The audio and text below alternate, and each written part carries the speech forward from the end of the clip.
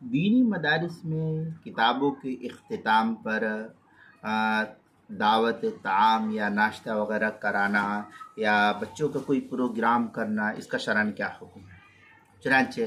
عام طور پر یہ دیکھا جاتا ہے کہ دینی مدارس کے اندر سال کے آخر میں کتابوں کے اختتام پر، جیسے بخاری ہے، ترمذی ہے، اور جو کتابیں ہیں جو منسلک ہے، جب کتاب ختم ہوتی ہے تو کسی درجے کے استاد محترم اپنی ذاتی مصارف سے اپنے طلباء اور دیگر اساتذہ یا کوئی بھی طالب علم اپنے اساتذہ اور دیگر اساتذہ کی یا طلباء کرام کی دعوت یا ناشتہ کرے تو شرعاً اس صورت میں گنجائش ہے، کیونکہ دعوت کے سلسلے میں ضابطہ یہ ہے کہ دعوت عند السرور، جس کی اصل حضرت جابر بن عبداللہ رضی اللہ تعالیٰ عنہ کی روایت ہے کہ رسول اللہ صلی اللہ علیہ وسلم جب مدینہ منورہ تشریف لائے تو ایک اونٹ یا گائے ذبح فرمائی ہے۔ چنانچہ یہ روایت جو ہے بخاری کے اندر اس طریقے سے ان جابر بن عبداللہ رضی اللہ تعالیٰ عنہ ان رسول اللہ صلی اللہ علیہ وسلم لما قدم المدینہ نحر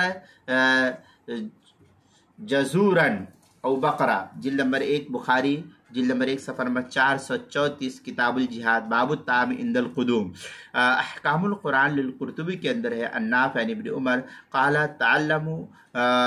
عمر البقرہ فی 12 سنة فلما ختمها نحو جزورا، جلد نمبر 1 صفحہ نمبر 30 پر جو ہے اس کو نقل کیا ہے۔ الاختیار لتعلیل المختار، اس کے اندر ہے ونقل عن ابی حنیفہ وحین حفظ ابنہ حماد سورۃ الفاتحہ وہب المعلم 500 درہم، اس طریقے کی عبارت جو ہے نقل کی ہے الاختیار لتعلیل المختار، جلد نمبر 1 صفحہ نمبر 7 پر۔ کلمات فی ترجمہ ائمۃ المذہب الذین یکثر ذکرہم فی الکتاب، اس طریقے کے الفاظ جو ہے نقل کیا ہے۔ بہرحال یہ تو جائز اور درست ہے، لیکن آج کل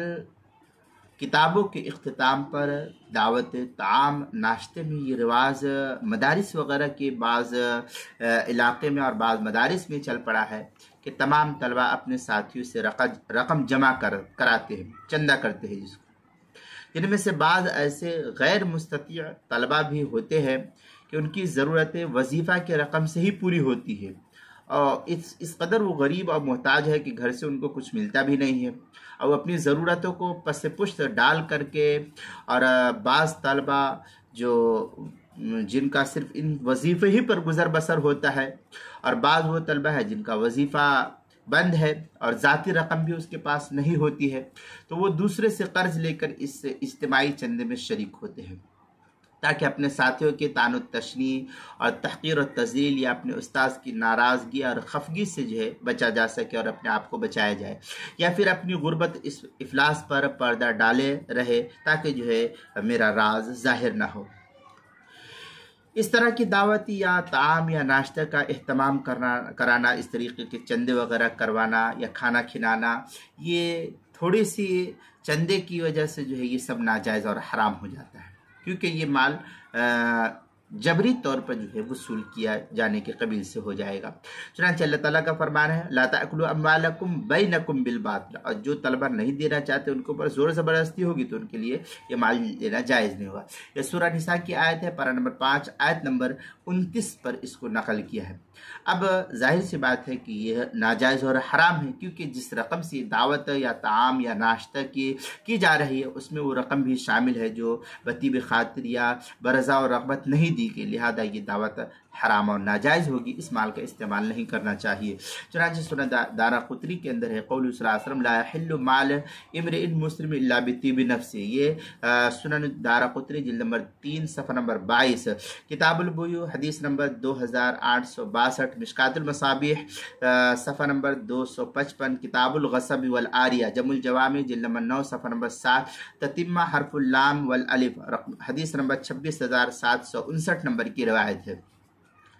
المسائل المہمہ فیما ابتلت بہ العامہ، اس میں فصل فی الاکل والشرب کے تحت جو ہے عنوان ہے دینی مدارس میں کتابوں کے اختتام پر دعوت طعام و